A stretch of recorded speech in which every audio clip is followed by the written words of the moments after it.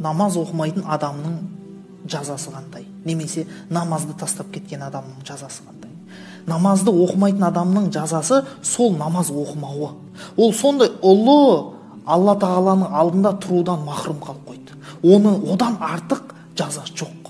Одан артық жаза жоқ. Мына өмір, біз таңды аттырамыз, кешті баттырамыз, басқа бар, жаңағы шаруалар бар, әйтеуір қарбалас өмір. Күні түні жүгіріп жүреді адамдар, бір нәрсеге асығып жүреді. Сол бір сәтте сіз тыныштық табатын сәт, ол бір-ақ сәт. Ол Алла тағаланың алдында тұрып, Алла тағаламен тілдесу, ол намаз оқу. Одан артық ләззат жоқ, одан артық демалыс жоқ. Сол Алла бізге осындай өмірде мүмкіншілік берді, 5 уақыт өзінің алдында тұрып демалу сәтін нәсіп етті. Ол бір үлкен рахым Алланың.